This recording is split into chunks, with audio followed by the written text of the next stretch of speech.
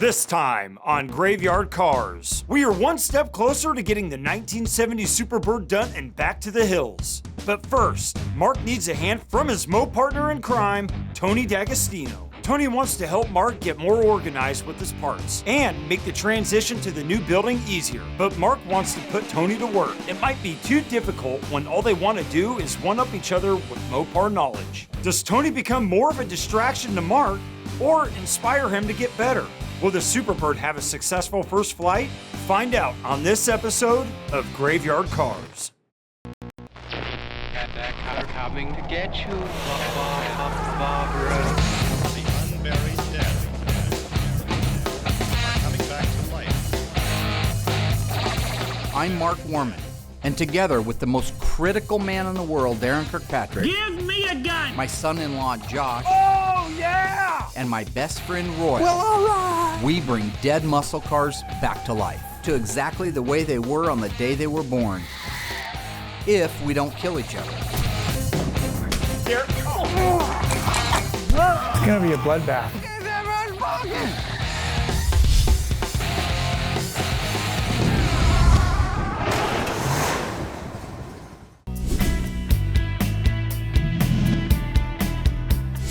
We've done really well on the Superbird so far. I mean, we're talking about a full-blown restoration shy of a few things.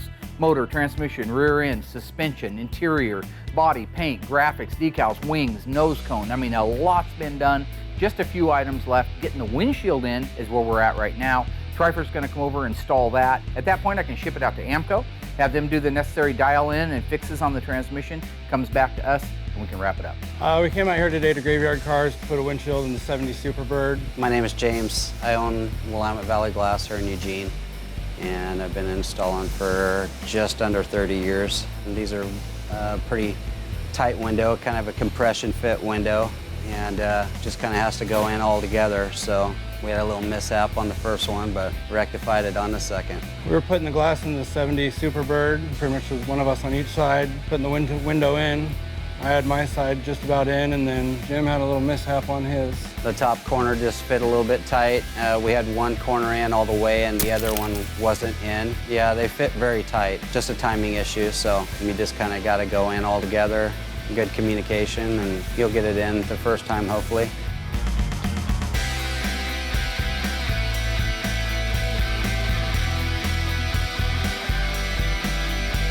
Just got the windshield installed in the 70 Superbird. It's great to work on this car. It's not very often you get to work on one of these. Yeah, just gonna finish up on the trim. We just had sealed it up, glass side and body side, and just getting the trim put back on, and we're gonna close this deal up. Can't wait to see some pictures when this thing is done. It's gonna look great. I'm really excited because Tony D'Agostino's coming out, my buddy. You know, we get to swap punches with the Mopar lines, find out who's the best of the best. Darren knows he's coming out. I can't get hold of Darren. So I'm just trying to get hold of Darren to tell him, let's set up time for go dinner, let's go do something fun, let's hang out, let's talk some Mopars. Not answering the phone. Darren, answer the phone. You need to call me back. No messages, no nothing. And I know what he's gonna say is, I'm not talking to you, buddy, because you took the manifolds off my car. Well, guess what? That ain't the only thing I took off, okay? Grandmaster T, Tiny T, Little T, what's up, dog? Little T, How boy. you doing, man? I'm big. Mark, he's bought stuff from me for many years. But over the past couple years, we've really gotten a lot closer. Sometimes he's looking for parts. Sometimes he'll have a technical question. Usually I can help him. I'm happy to be able to participate like that. That's good to have you out, man. Yeah, thanks. Thanks for coming out and helping with everything. Good He Lord. sounded really stressed lately. And You could say that. over the past year, I've noticed that Mark has become more and more inaccessible. And it's not because he's ducking me. He doesn't owe me money. I said, well, let me see if I can help with some organization stuff or with the new place. And Normally I do fine, but you know what it is? It is the new place, honestly. It's just, we gotta have it, so there's no way around it, right? You've been here before, you know that we're just jammed up. But we're grown. They're growing, We're grown. right? Which is a good thing. Growing pains is a good Right. thing. It's not a bad thing. And since you're going over to the new shop, you must have stuff here that you have to determine what's worth taking with you or not, or moving. We've got such a mess, Tony. We've got a mess. Let me show you what kind of a mess we got going on out here. This is kind of a two-folded visit for him. He knows that we're expanding the new building to be able to house some different parts rooms. Parts for Mr. Mopar. We want to have Tony's parts. We want to be able to have his parts in one room in stock. We want to have legendary Automotive Direct. I'm not blaming anybody, but I've asked a few times to have some of this stuff straightened out and organized, and it hasn't gotten very Well, far. look, after you go back in and start doing your office stuff, why don't I grab one of the guys and we'll start going through this best we can. If you can do it with Derek, or Josh if you can find him. I never can find him. But what's great about Derek is, you know, he's got a brain, so he listens. And then he makes sure that if he learns something, that he makes a note of it. And so if you walk through here, like you walking through here in the encyclopedia, nailing all this stuff, he's gonna get half of it. Right. That's He's not the scarecrow. half more than Josh would. Yeah. He's not the scarecrow, he has a brain. From the Wizard of Oz, yeah. Right. That's what Josh is, he's the scarecrow. Well, Tony and I have been out here going through the piles and piles of extra parts, trying to sort out what's savable, what's not. Derek's real good with the stuff. He knows a lot what he's talking about, but I'm able to contribute a little bit more. Normally when I go through junk parts piles, they're literally junk, but they worked on a lot of cool cars here. Well, a good one to start with is this gas tank. Toss that. Is it damaged? Well, it's got a dent in one end. Yeah, that's no good. Before you chuck it though, see if it's got the sending unit in. Well, that's a good sending unit. See, it's got the two lines coming out of it. There's a vapor return line, the smaller line, and then this is a 3/8, which means it had to come from a 440 or a Hemi car. It's a B-body gas tank. This is 68 to 70 B-body 440 or Hemi. Some of the reproduction sending units are problematic. And also some people may want to have an original sending unit, which does have a part number on it. And this is a real rare and somewhat valuable one to find if it was NOS, but these can be rebuilt today. Excellent. And that goes into save. Well, here, see. Dig through all these door panels, interior trim, and figure out what's reusable and what's not. Most used ones are going to be chalky, which means if you take your fingernail and run it on it and scratch it, it's trash. Same thing with the kick panels, they're trash. Sun-baked. Yep. Here's a grill, it looks like a piece of junk to most people, and literally it is. You know what this is from, right? Only one car, most iconic Mopar. 71 CUDA. So, yep. Right, like the Phantasm car. So, but it does have the C moldings, and they are sometimes needed. And the funny thing is, you see how it's got the grill inset here? All these grill insets are different for all 6 holes, and they're numbered 1 through 6, so you know which hole to put it in. You know, there's only one here, but that might be the one he needs for the next job. So we'll definitely do some work to this and save some good parts off here. We got most of everything gone through after a couple hours, and it's great going through all this stuff with Tony because he's kind of a wizard of it. He knows everything, and the dumpster's full. It's off to a new task, but there's still another half a day or better is worth of cleaning and sorting. I'm real happy for Mark. He's really got something good going here. This is huge. It's huge, yeah. So I'm gonna be driving Thelma and Louise around the block just to make sure everything's working.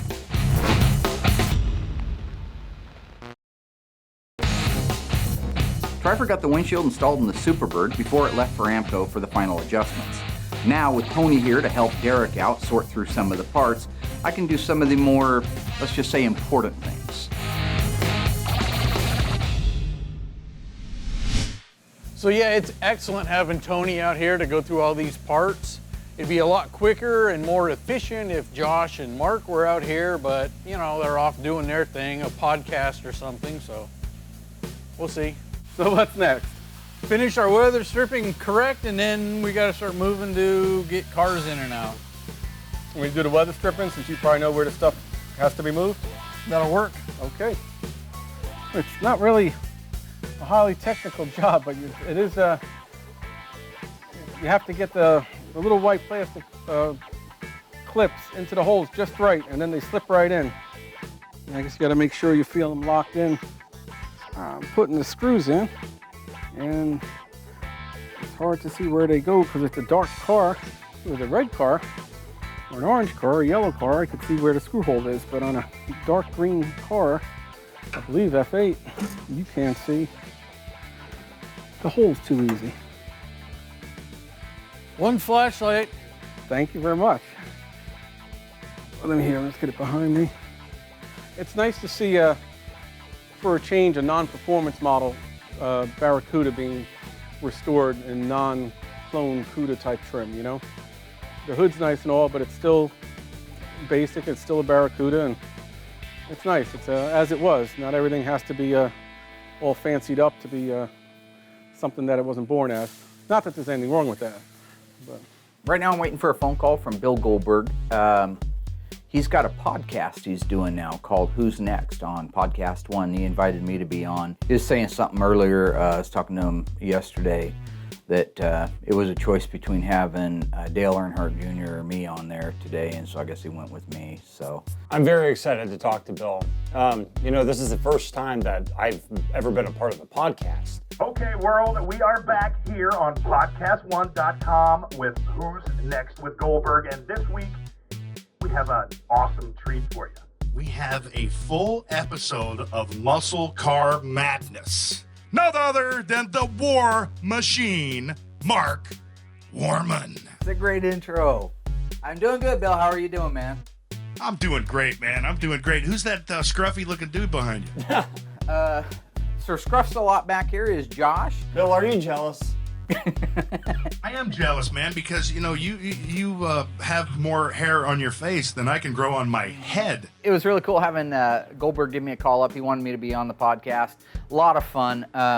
Goldberg's got a good sense of humor, so him and I can swap back and forth. I mean, he's, you know, obviously he lags behind me a little bit in the sharpness of the whip, but he's took a few licks in the ring, you know, and that always makes you a little, just not as sharp.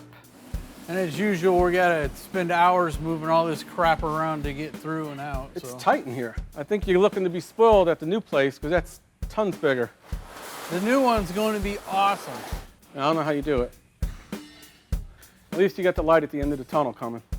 Yeah, it is super annoying moving the cars in and out of the assembling room. There's not a lot of room on each side, so scratching it and denting it is always a possibility due to the lack of room. Are you even pushing? Look good over there. The right side. Watch out, we're getting closer. You guys do this all the time, huh? Yep. Well, that's a little nerve-wracking, huh? Just a bit.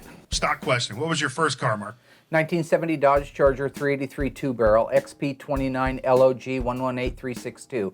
Burnt orange, over a burnt orange interior, white vinyl top, 323 open rear end, no air conditioning, console shift. Next. What were the tires? Pardon? What were the tires? Tires when I first got it were Cooper, 14-inch, raised white letters. They were probably a... But Coopers didn't originally come on that car, did they? Oh, no. Originally... What came on that car, Mark?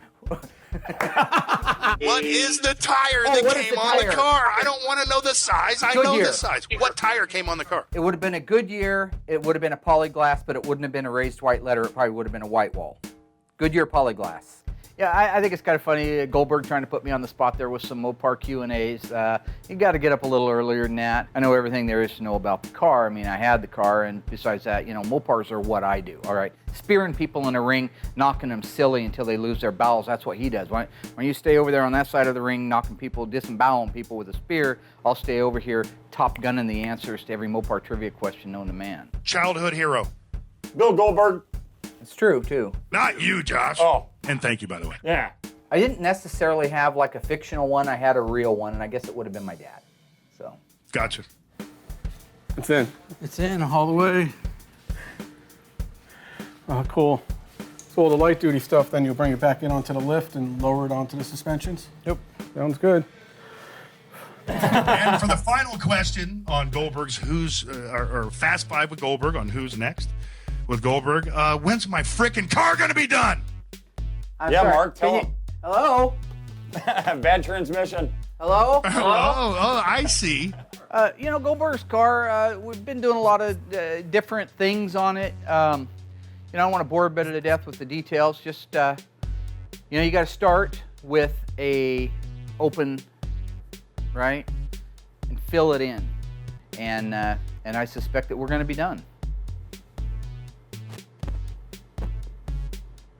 Bill! will. This is how they operate at Graveyard That's Cars. how we professional to the end, buddy. That was a lot of fun. I've never done one of those podcasts. I hadn't done Skype before either, but that was a lot of fun. You know, Lunchbox, I had a lot of fun doing this today. That was fun. You know, was Goldberg's such a great guy.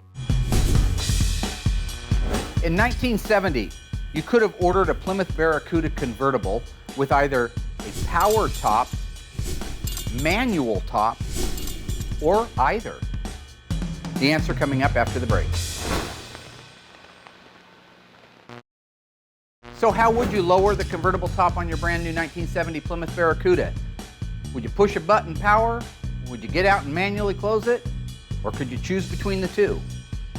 The answer is either way. If you needed to save money buying your 1970 Plymouth Barracuda convertible, you could have ordered it without the P37 power top option, which would have meant, like on some of the small sports cars, you unclasp it, you lower it, put it down into the position, walk away. Where the P37, you would have held a button on the dash that would have opened it and closed it. Visit graveyardcars.com to learn more. Josh and I had a great time talking with Goldberg on his podcast, and things here at the shop are really shaping up. While the body guys are working on the primer process for our 1970 426 Hemi 4-speed Charger, it would be a perfect time to take Tony over to the new shop, show him around, and get his input on the parts department.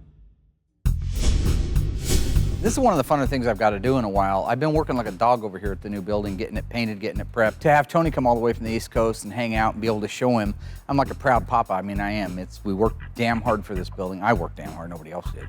So this place is a lot cleaner than the other place because we haven't moved a whole lot in, but This is huge. it's huge, yeah. Hello! Not quite echoing. It did when we first came in here. You know, so it's cool when I walked him in, I could show him the big ass lights and big ass fan, which is actually the name of the company that makes them, which I think is apropos. It's French. The lights, those are all LED lights from Big Ass Lights. Have you heard of them? No, but that's a big ass fan. It is a big ass fan. That's actually the name of the company is Big Ass Really? Fans. Yeah. Feels like air conditioning. It's really interesting because he's seen what we have now over there, which is a nice little shop. There's nothing wrong with it. It's just 8,000 square feet, and of the 8,000 square feet, 2,500 of it's office for the guys that help make the show. So we're all kind of bottlenecked into this little area. So over here, we've got 20,000 square feet plus areas that aren't even counted as square feet, and it's sitting on 2.5 acres of blacktop. And the area outside is not counted for, which is 100 by 40. So what is that, 4,000 square feet? You're gonna be spoiled here, man. Oh, I know. Yeah, we put this wall up. That wasn't there. I want to separate the body shop from the assembly shop. Smart. I'm real happy for Mark. He's really got something good going here.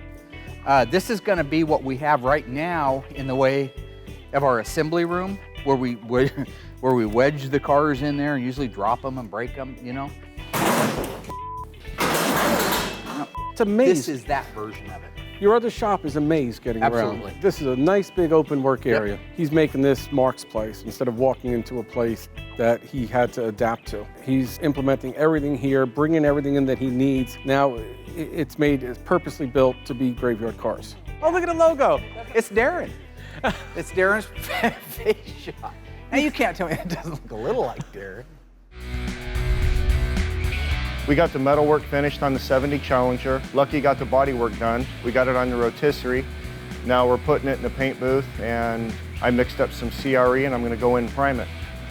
The main thing about putting down these first coats of primer is a smooth, even coat. Make sure your overlap is right, because it just makes it easier when you go to block it in the end. You don't want a lot of orange peel, and it needs to be flat. I like to prime about 90 degrees in the paint booth, and then I'll kick it up to about 120, 130 degrees and let that cure for about an hour. And then we'll let it cool down for half an hour, get back to normal temperature, then bring it back out in the shop and let it final cure. When the metal work's done and the body work gets done, by the time it gets into the paint booth, it takes most of 3 weeks for us to block a car and get it painted and let things cure. I'm excited about the new shop with the new paint booth because, like in here, I can just do the car on the rotisserie. That's all I can put in. With the newer shop and the new paint booth, I'll be able to do like the hood, the deck lid, and the car all at one time. It'll save a lot of steps and save us days in the end. Yeah, Derek and I won't have to arm wrestle to get in and out of the paint booth so often, yeah. You know, this is the first time Tony's been out since we got keys to the new building. I'm surrounded by a lot of yes people. That is, how do you like this idea? How do you like that idea for the parts room? Yeah, you're the man, you know. You know, when somebody like Tony comes out, he's in the parts business and I'm telling him my ideas for where I think parts room should go, what I think we should stock, what I think we should inventory. Back over here, that's where your room, Mr. Mopar's Legendary, the other little stores, so to speak, that I'm putting in there that I can draw my parts from, that's where you'll be. The floor's not in yet. I was hoping to have the floor in, Okay. but we got to put the floor in. He's a Graveyard Carz parts store, and Graveyard Carz works on Plymouths and Dodgers. It's not real hard for him to stock the stuff, so he can put money and time into a stock room, and it'd be very productive, and there's not going to be a lot of excess or unused stuff there. And he sees that, and he's working towards that, and that's where I can come and help him. Welcome to Camp Mopar, baby. Yeah, well, you know, I got 4,000 cars out here. Give me a second. He's around some pretty cool cars, but I don't think he's expecting to roll open a door and see what I have set to the side. So you got the back side of this ground, right? Yes, I do. Okay. You're going to give me 5 spot welds? Yes. That's the factory. Okay. All right, do it. Basically, all that happened was the spot welds had broken loose on the vertical rear lock support to the rear body panel on the 70 Barracuda. I'd like you to remember one thing about these unibodies. Most of them were spot welded. Occasionally, there was some MIG welding. Years ago, we didn't have spot welders available to us. Now that we do, we're able to duplicate the original assembly line process, have it look the same, test the same, crash the same, function the same as the OEM manufacturer did.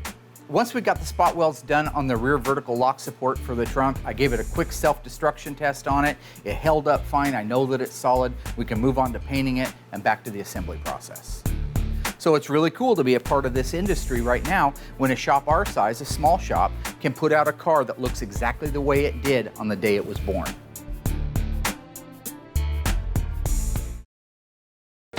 We have the 1970 Dodge Charger 426 Hemi primered and ready for the blocking phase. While that's being done, Tony and I will participate in some mental MoSparring out in the new graveyard, and I'll let him think he's helping me inspect some of the new cars coming up in the queue.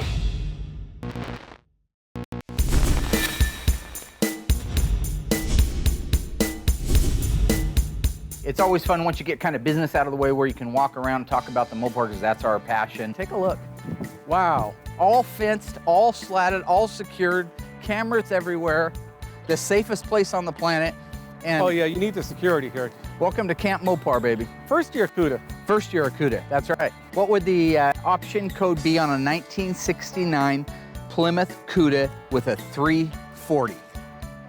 Because this is really what we do at the core of who we are, because we are the Shaolin priests of Mopar, if you will. A57 is the 440. No. No? It's basically intellectual boxing. No, that's, hey. But the A56 is the 340. A57 is the 383. And then they went to the A13, which is that crazy all bets are off. Yeah. Like the A12 and the 69.5. You see the hood on that? Oh yeah, I know what you're, This hood, Except for this right here. right, well that's a bolt-on. Right. But these scoops reappeared also. Let me guess. I just don't remember if it was the Twister, like the Twister 340 or the... Come on now, Mark. I think he likes to think he knows a lot more than he actually does. No, it's a Plymouth. Yes, Mark knows a lot, but he learns, you see, and that's the thing. That's why he's where he is today, because he learns. But he's learning. You know, that's the whole thing about him is we, you know, through these little battles out here where we're snapping back and forth. Yeah, well, you know, I got 4,000 cars out here. Give me a second. And he wants to learn, just like I do. I don't know everything. I've learned some from Mark, and I know Mark's learned from me. Okay, so I'm gonna go with this being, these were used on a 1 year only. It was a 340. No, it didn't necessarily have to be a 340. It was a Sport, wasn't it? It was a Twister. Oh. It was like a 74 Duster Twister. We'll test each other. We'll push each other, all in good fun. You know, we're buds, but, you know, I know this and you don't. You know this and I don't. That's kind of stuff me and Tony snap back and forth all day long. We test each other, a little ego there involved, you know. They brought back the scoops again. They did. Crazy. This is a neat car. This is old Mike Converse's car. 4-speed, doesn't have the original engine, but does have a date-coded 383 HP for it. The original 8 3/4 under it. I think it was a 323 gear car, but... Okay. I hope you have the exhaust manifolds for this. Actually, he does have the exhaust manifolds for this. Yeah, very unique left-hand exhaust manifold. Right one's the same, right? No, sir. It's very similar looking, and it probably didn't have to be different, but the downspout on it's a little bit longer than the B-body, you know, the more common B-body manifold. Oh, really? And it's also at a little bit of a different angle. So it does have its own casting number? Yes, sir. Oh, didn't know. Yes, specific. Didn't know. I got to tell you, even though this is what I do and I am pretty damn knowledgeable at it, he's done parts his whole life. So he had to make a living by walking through a manure field of parts that people say are valuable, but he's got to know in his head instantly that that's an exhaust manifold, a left-hand exhaust manifold for a 383 A-body in 69, or is it just an exhaust manifold off a 69 Charger and it's not worth nearly as much money. And see the big hole over there you can stick your head through? Camera boy, look at that. That hole right there is because somebody probably raced this car at one time or another and wanted to put headers on it, because headers, at least theoretically, performed better than exhaust manifolds. Well, especially on the A-body. Probably on the A-body it really did because of that restriction that happened there. On the A-body, you couldn't get under chassis headers like you can on the B-bodies or A-body. Right. You know, on the small block A-body you could, because there's no room. That's right. So on the big block A-bodies, they had what they called fender well headers, and unfortunately... They punched out through the inner fender wells. Both sides, yep. Gosh. And that's just terrible. But that was back in the day. Yep. It's great having Tony out, and this is going to be fun. I've kind of got something planned for him outside here. I had a customer drop off a car a couple of days ago that he had just bought. So between us, we should be able to get him a list of things that need to be fixed on the car to make it perfect, as well as authenticating and validating the authenticity of the fact that it's a JS29U car. That's a RTSC 70 Challenger with a 440 Magnum. So most of you should know that by now. I've been over the VIN thing a few times. So here's why you're here, my friend. Cool cars. I got a couple things I need some help with. Now, I could ask Josh and spend all day, and all he's going to end up doing at the end of the day is getting me a pen. Okay. This guy just bought this car Neat. a couple days ago, and he would like us, me, you, to authenticate it and give him some tips on exactly what's left on it to make it a nice car. For me, it's the ultimate compliment to have Tony out and to be able to walk around these cars. Going over the RTSC, I know he knows. And he's one of the few guys in the world that I can say that about. Upon a glance here, you see this overhead light? Absolutely. You see what's wrong with it? Yeah, it's puckered down right there at the aluminum. No, sir. Oh, the lens is missing. No. You see here, I'm Mr. Parts guy, but that's a C-body light. The E-body light has a switch that goes front to back to turn on and off, because it looks the same. Didn't know that. But it's not exactly the same. See, that's a knob radio, and 1970s would have been the thumb wheel. The AM/FM would have been a thumb wheel. Even the AM/FM would have been a thumb wheel in 70. Well, the AM's a knob radio. Oh, right. Oh, and the AM/FM. And the AM/FM is a thumb wheel. Okay. You know, we're inside this car for, what, 5 minutes? And he's able to point out a handful of things that, you know, I let him think I didn't know, but I did know. But still, the average person wouldn't know. You know, the average human wouldn't have a clue in the world. But obviously, I did. I just told him I didn't, because, you know, you got to build them up to take them down. Recently, Tony D'Agostino and myself took a 200-page basic Mopar knowledge test. True or false? I won.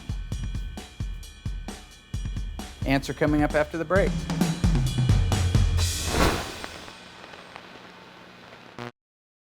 So after a 200-page Top Gun best of the best Mopar knowledge test between Tony D'Agostino and Mark Warman, the answer is chicken over extra crispy.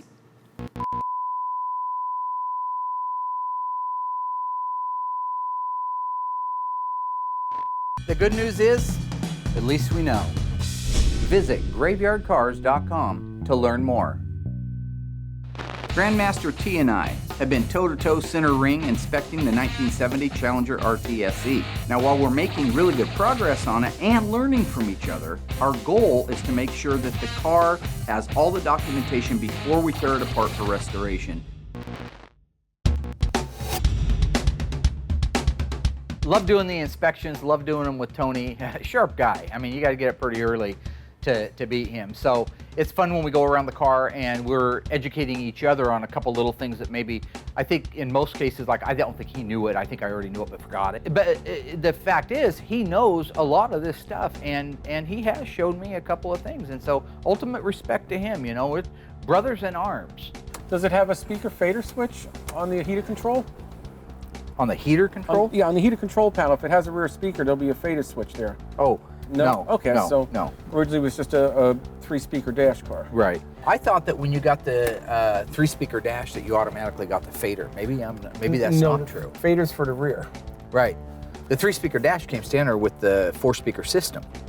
I don't think you always had to get a rear. Oh, might not. I don't think you always had to get a rear. What if it's convertible?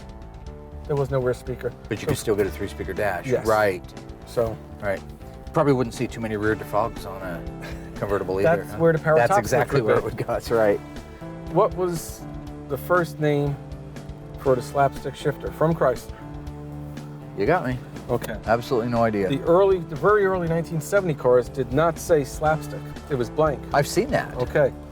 And looking at an old original television commercial for the Dodge Challenger, Sheriff Joe Higgins was in there, pulled somebody aside for driving a race car. Violation of City Ordinance 11-14, operating a racing type vehicle inside the city limits. Oh, Arthur, this is the new Dodge Challenger RT. It's not a racer. That was their. I remember. Shtick. Oh, I Okay. love that. Those were great. The driver's going, it's not a race car, officer. He's like, what kind of mirrors are these? Racing mirrors. Racing mirrors. What kind of tires, them boy? Optional polyglass GTs. Racing tires. Them stripes, them boy, what you call those? Racing stripes. What kind of hood pins are these? They're Racing hood pins. What kind of shift is that? Well, that's a speed stick shifter. No kidding. Put that doohickey in there, boy. That's the optional speed gate racing shift.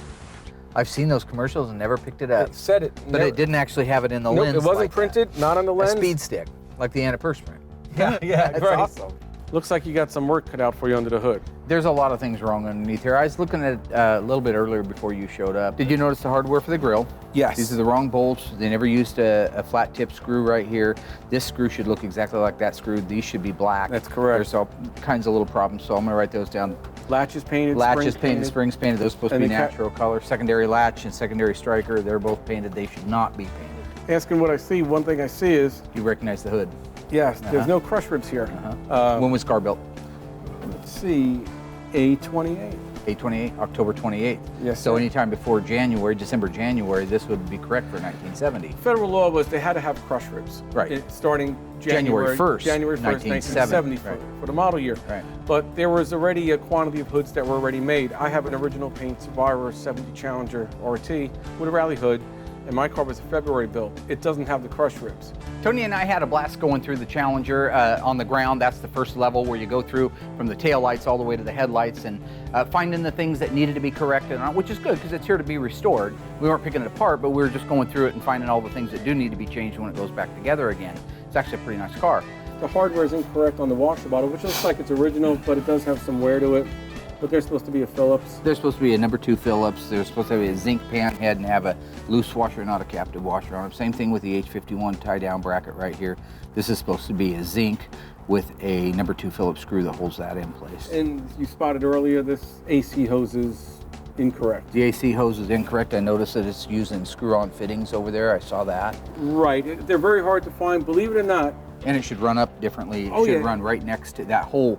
Yep, that's the hole that would hold the wraps bracket. It over would be here. exactly like this bracket. I may be able to help you with that. I may have an original at stock. Check with me later. Okay. 71 to 4 trunk lid molding. It has a little ridge in it. Has that style line down at this common on the 71 to 74. Where the 70 was smooth. Just little style changes they and the made. quarter extensions are actually built into part of it. the That's- rear finish mold. That's probably the only reason they The are SC correct, finish because it's panel. part of it. Right, exactly. So go back and see, because I'm at the wrong angle to see, but it looks like a Yes, it is. 369, 170, Yeah, 173, 369. 369. Okay. Yes, sir. So we have a numbers matching engine. Good. What do we have? Well, that's what he thought, so I'm glad for that. Okay. And on the transmission case.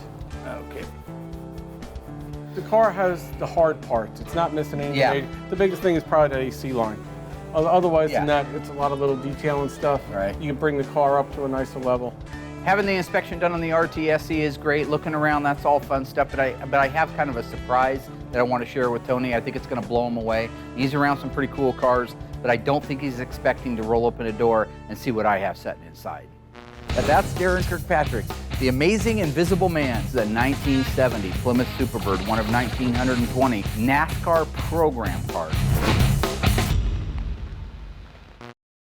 Tony and I inspected the Challenger from bumper to bumper and authenticated the fact that it is indeed a numbers matching RT SE 440 Challenger. I still have one more surprise car for Tony to check out before I head back over to the shop and start getting the Superbird ready for its first flight.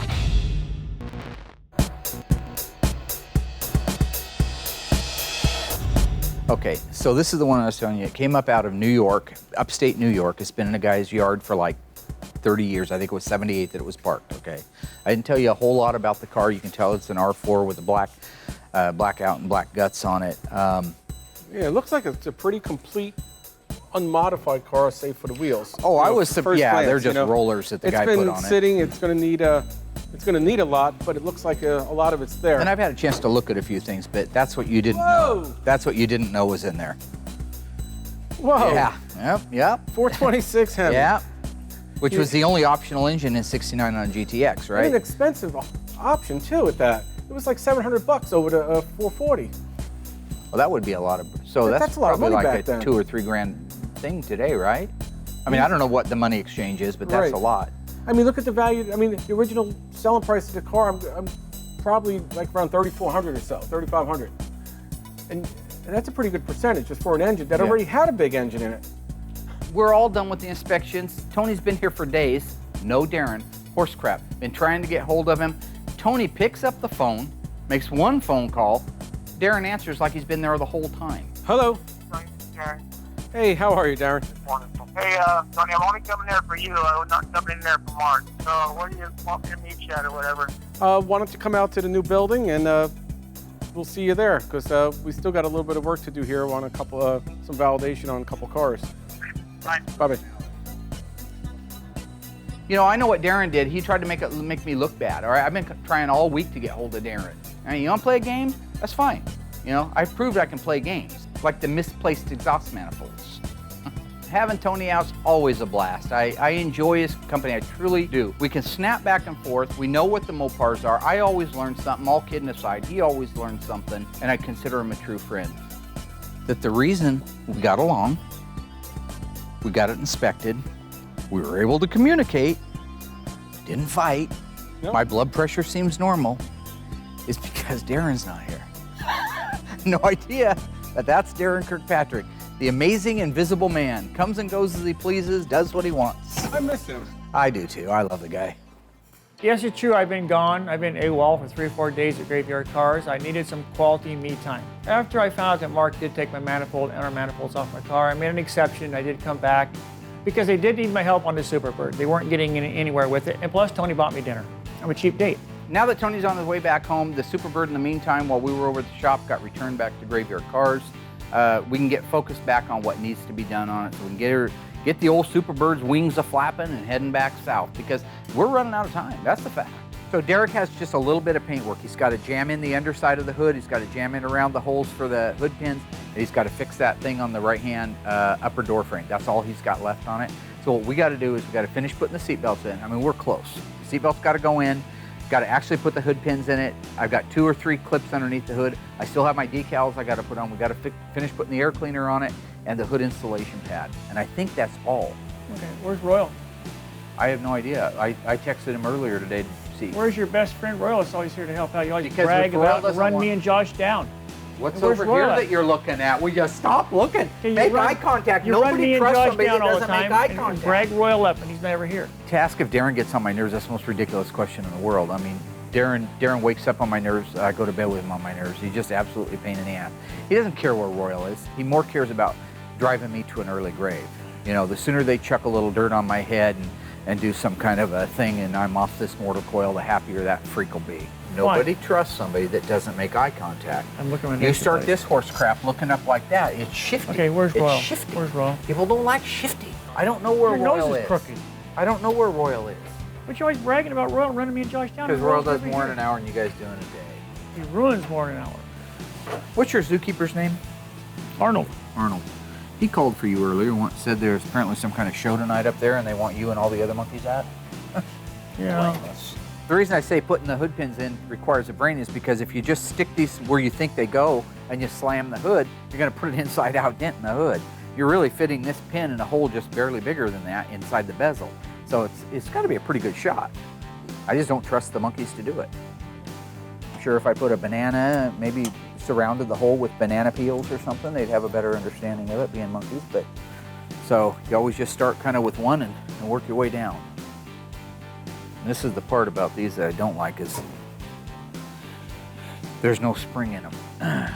He was saying he needed to bring that hood forward, huh? That was going to open this gap up on this fender and close up the gap on the hood. So I think for right now, I'm just going to leave that right there until he actually sets the hood the rest of the way. But we can put the lanyards on it. We just don't need to tighten that down. I think when he brings that forward, that should be right on the money. Yeah, let's try that one, Monk. Let's try this one.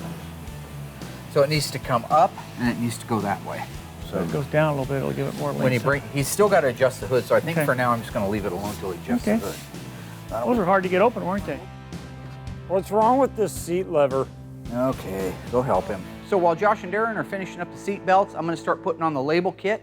That includes the door VIN label, which is reproduced by ECS. I take pictures of everything before I take them off so I can reproduce not only the decal itself, but exactly where it's oriented on the panel. This also includes the starting instructions, which hang on the turn signal, the ethylene glycol warning label on the upper radiator support, the emission decal that goes under the hood, tells you what the idle is, tells you what the air-fuel mixture is. The jacking instructions on the Superbird, it has 2 jacking instructions because there are 2 jacks required. And I'm going to reproduce the original pencil markings on the inside of the deck lid that called out the original tire size. Right now we've got just a few more things left on it, not much at all. Like I say, Derek has a little bit of paint touch-up to do under the hood. The main thing I want now is this car's completely drivable. It ran through the gears on the hoist. I'll just feel good if I can go around the block and back in it, make sure that everything's basically functioning. Then we can wrap it up in the morning and wait for my kill to show up. So I'm going to be driving Thelma and Louise around the block just to make sure everything's working. Getting ready to drive the Superbird. To say I'm excited is an understatement of the year. I used to have one. I had an FJ5 Limelight Superbird. It had 19,000 original miles. It was considered one of the most original Superbirds left on the planet. I had to sell it to fund my dream graveyard cars. So I'm really looking forward. This will be the first Superbird I've driven since then. There's nothing like them. These are a very unusual car. That aesthetically, to look at them, you're looking out over a nose that completely falls off at the end of the hood, but goes another 2 feet. But your eyes can't see that. You know, leave it up to Mopar to make the coolest, sexiest, fastest cars of the time. You know, look at the Plymouth Superbird and the Dodge Daytona Chargers. Look at the wings on them, the nose cones, etc. The big old Plymouth on the quarter panels of the Superbird.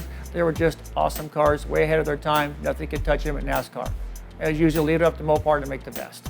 Nothing more relieving in this world than having that engine start up. Not just start up in any car, not just start up in a 70 Cuda with a 340 or 383 or a 383 Roadrunner. This is a 1970 Plymouth Superbird, one of 1920 NASCAR program cars. Still sporting its original engine. Now all restored back to OE shape. What more could a guy who loves working on Mopars, what more could I ask for in this world than to be able to work on the cars that I love and have them go from absolute rubbish to top of the line, numbers matching, best of the best restorations in the country, maybe in the world. You know what? It's a good day at Graveyard Cars.